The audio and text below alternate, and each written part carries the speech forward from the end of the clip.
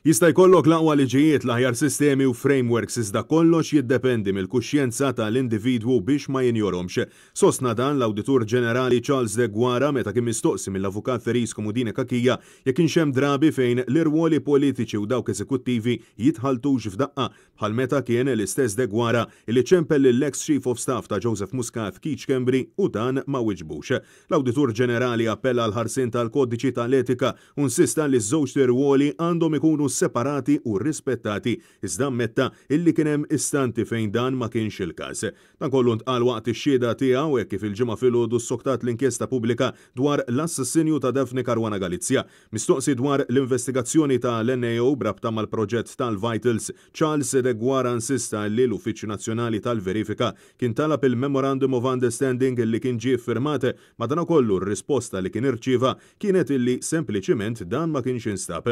Huwa kompla jgħid li mal-pubblikazzjoni tar-rapport tal-Uffiċċju tal-Awditur Ġenerali, rapport li kundanna l-kollox dan id-dil tal-isptarijiet fejn ġie preċiżat li t-tender tal-Vitals kellu jiġi skwalifikat għal kollox, ir-rapport eventwalment instab.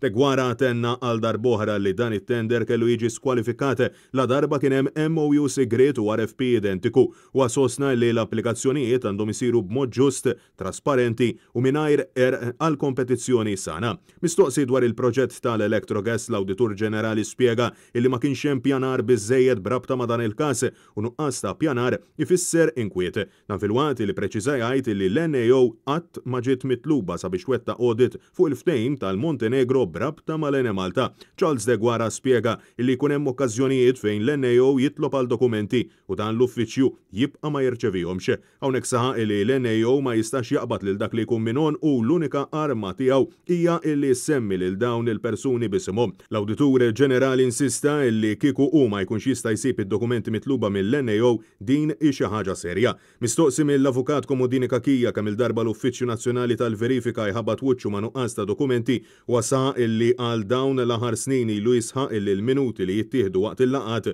huma insuffiċjenti. Dan fil-waqt illi faħar il-ħidma tal-ġurnalisti li jippreżentaw lill-pubbliku s-sejbiet u r-rapporti illi jippubblika l-NAO. L-inkjesta tkompli nhar it-tnejn 14 ta' Diċembru fejn mistenni jiexed l-ex Chief of Staff tal-ex Prim Ministru Joseph Muscat Keith Schembri. Il-bord li qed imexxi din l-inkjesta u magħmul mill-imħallef Emeritus Michael Mallia, mill-ex Prim Imħallef Joseph Said Pulicino u mill-imħallef Abigail Lofaro. Għal-familja Caruana Galizia qegħdin jidhru l-avukati Feris Komudini Kakija u Jason Azzopardi.